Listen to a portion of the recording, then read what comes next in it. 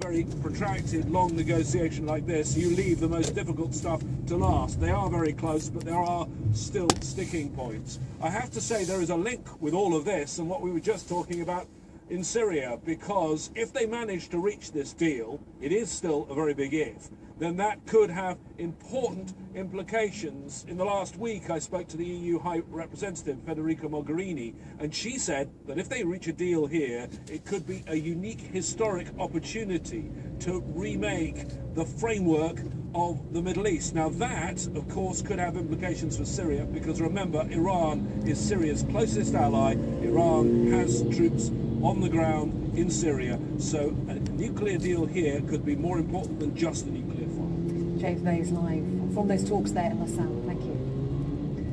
Now, more Iraqi militia members are heading to Tikrit to take back the city from the Islamic State of Iraq and the Levant. Military commanders there say the offensive to reclaim the rest of the Sunni city is briefly on hold until reinforcements arrive.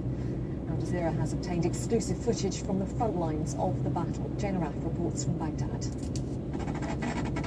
5 kilometers northeast of Tikrit, this counter-terrorism unit is pinned down by sniper fire.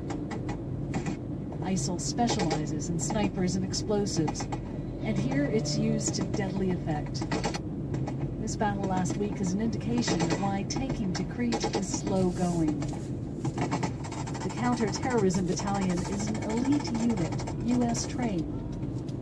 They've been deployed from nearby Camp Spiker to clear the road for advancing soldiers and militiamen. In just a few minutes, they lost 5 of their men on the battlefield. 7 were injured. This is a side of the war not normally seen. The military and militias won't disclose how many have died in battle. To flush out ISIL gunmen, the troops set fire to the fields. As ISIL retreats from around Tikrit, new evidence of a massacre has emerged. Near the village of Abu Ajil, Iraqi human rights and health ministry workers on Saturday found some of those believed killed near Camp Spiker last August. We have come today to open up the graves and lift the remains and then transfer them to Baghdad. There we will take them to the forensic labs to get their DNAs and match them with the victims' families. The militias who took back this town, 13 kilometers from Camp Spiker, say there are 400 bodies spread across 4 grave sites. They are believed to be some of more than 1,000 unarmed military recruits left undefended who were killed by ISIL, making it not only a tragedy, but a huge political issue in Baghdad.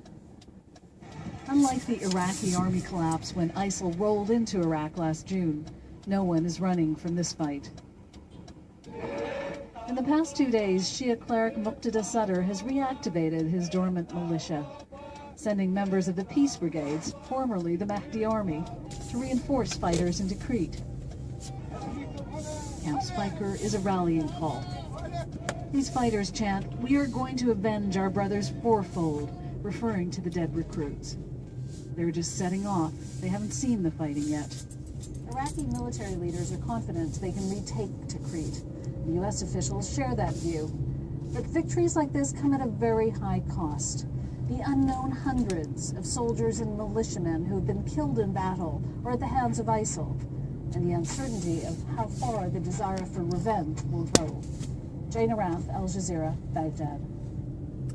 At least 14 people have been killed and dozens more injured in 2 bomb attacks on churches in Pakistan.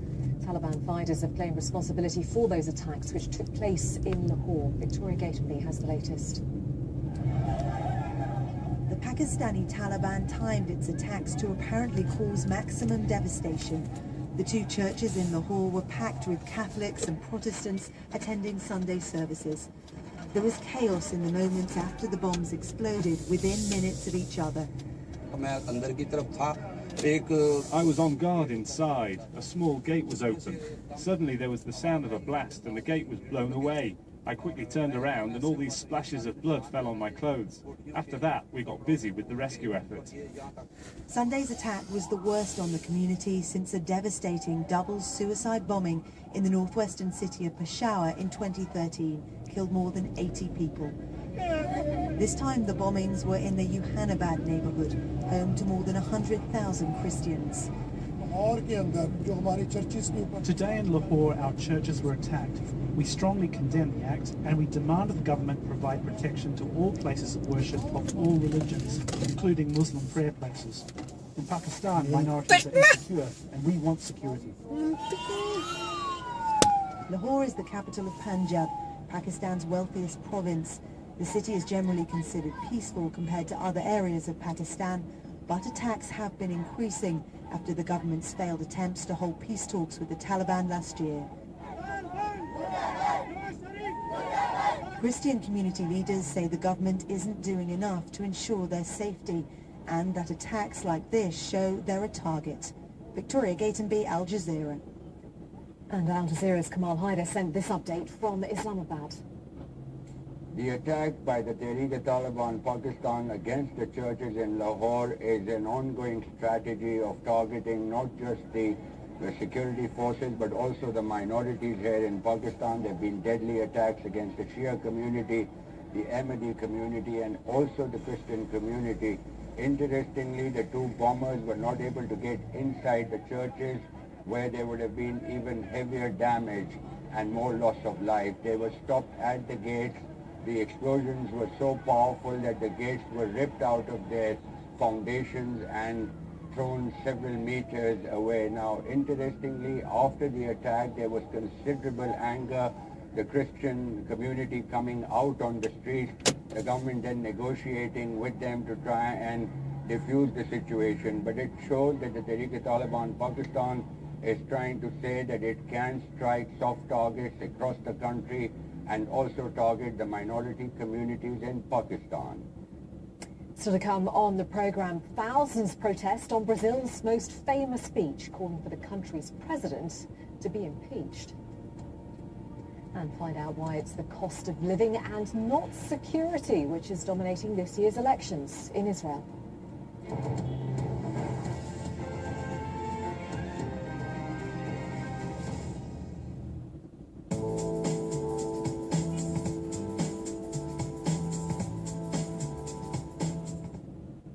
Hello, the weather's not looking too bad across much of China at the moment. Some bits and pieces of cloud and rain into central parts for a time. Southerly winds in Hong Kong, temperatures here at 27 degrees Celsius over the next couple of days. The wetter weather to the north of that will ease as it makes its way towards the open waters. Shanghai, seeing temperatures picking up here as well to around 22 degrees. Fine, dry and sunny for much of the Philippines over the next couple of days.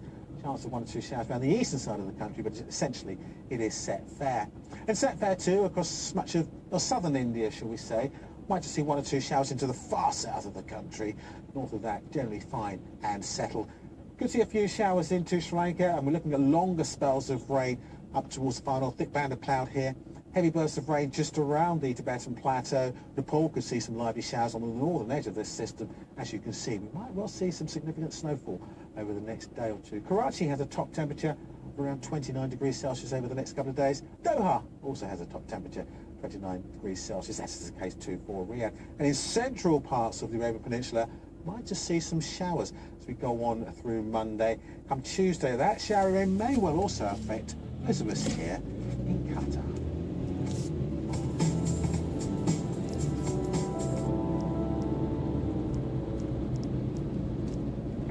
Japan is in the grip of a stalking crisis, with the number of cases jumping tenfold in a decade. 101 East travels across the country to meet the women suffering in silence. 101 East at this time on Al Jazeera. I think that's what's different now, whether it's someone who's very poor, someone who's very rich. It doesn't matter who you meet, really. I think it's how you approach an individual. And in Africa, there's a certain way of doing it. You can't just barge in and get your story and fly out.